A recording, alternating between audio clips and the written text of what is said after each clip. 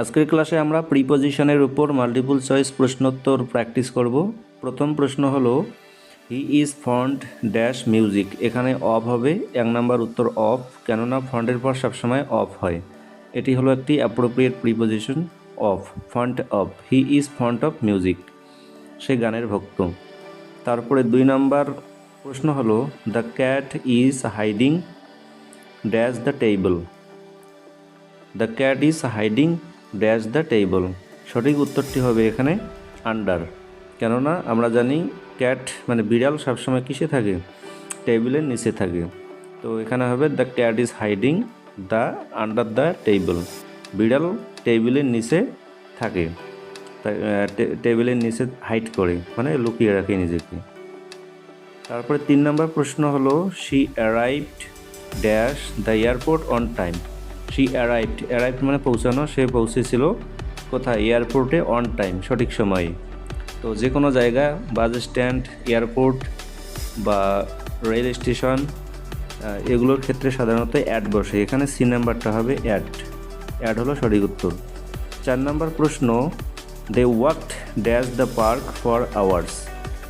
তারা কয়েক ঘন্টা ধরে পার্কের মধ্য দিয়ে হাঁটাহাঁটি করেছিল। Walked dash the park for hours, এখানে হবে থ্রু, পার্কের মধ্য দিয়ে, ঠিক আছে, সি নাম্বারটা হবে সঠিক উত্তর, ওয়ার্ক থ্রু। তারপরের প্রশ্ন the book is dash the shape. The book is dash the shape, এখানে সঠিক উত্তর হবে অন, বইটি শেফের উপরে আছে, অর্থাৎ আলমারি বা তাকের উপরে আছে, ঠিক আছে, শেফ। তারপরে প্রশ্ন 6 নম্বর প্রশ্ন হি জাম্পড ড্যাশ দ্য পুল।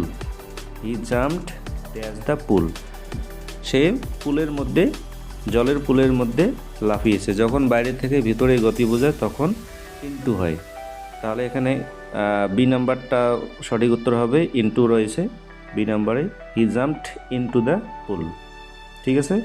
তারপরে নেক্সট প্রশ্ন he will meet dash Monday morning. সে মানডে মর্নিংয়ে দেখা করবে। তো এখানে হবে অন, কেননা যে কোনো বার তারপরে তারিখের আগে অন হয়, তো এখানে সি নাম্বারটা হবে on. He will meet, we will meet, আমরা দেখা করব অন মানডে মর্নিং, মানডে মর্নিংয়ের সকালবেলা, সোমবারের সকালে আমরা দেখা করব। তো এই হলো আজকের ক্লাস। ভিডিওটি ভালো লেগে থাকলে অবশ্যই লাইক ও শেয়ার করে সবাইকে দেখার সুযোগ করে দিন, আর প্রতিদিন এভাবে প্র্যাকটিস করার জন্য অবশ্যই পাশে থাকবেন।